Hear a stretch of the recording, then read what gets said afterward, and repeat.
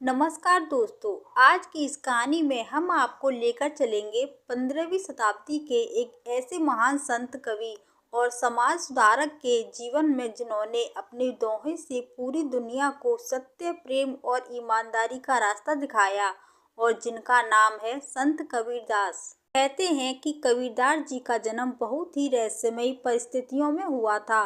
मान्यता है कि उनका जन्म एक विधवा ब्राह्मण स्त्री के गर्भ से हुआ। समाज के डर से वह नवजात शिशु को लहरतारा तालाब के पास छोड़ गई।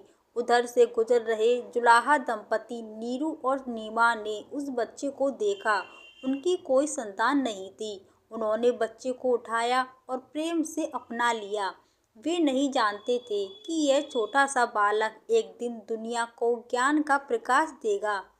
कबीरदास जी का बचपन गरीबी में बीता। नीरू और नीमा रोज कपड़ा बुनते थे और कभी कभी तो खाने भर के पैसे भी नहीं होते थे। लेकिन कबीर बचपन से ही अत्यंत बुद्धिमान थे। वे हर बात में सच्चाई खोजते और बचपन से ही धार्मिक पाखंडों पर सवाल उठाते रहते। कबीरदास जी को आध्यात्मिक ज्ञान की बहुत इच्छा थी। उन्होंने सुना कि वाराणसी में गुरु रामानंद जी सबसे महान संतों में से एक हैं।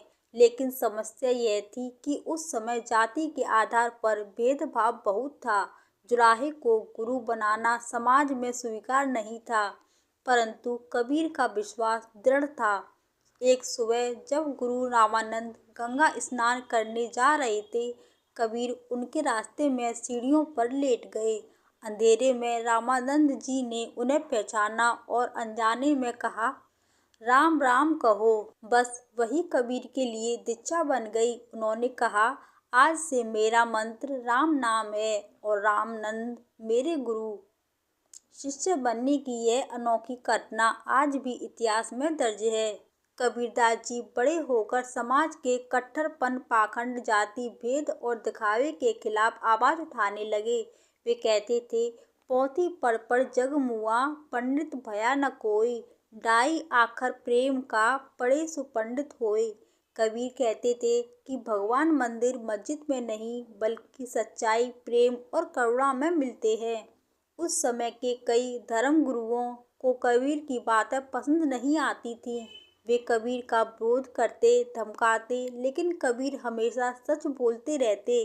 उन्होंने कहा था, साँच कहे तो मारन धावे, झूठे जग पतियाना।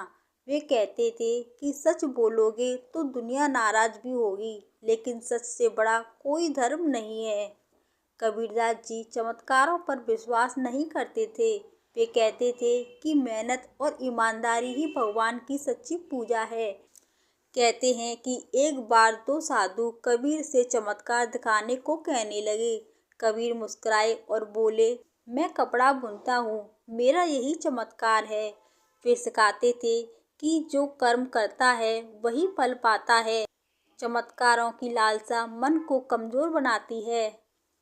कबीरदास जी हिंदू मुस्लिम एकता के सबसे बड़े समर्थक थे। वे कहते थे, हिंदू कहे मोही राम प्यारा, तुर्क कहे रहमान, आपस में दोहू लड़। अगर आपको वीडियो अच्छी लगी हो तो वीडियो को लाइक, सब्सक्राइब और शेयर करना मत भूलना।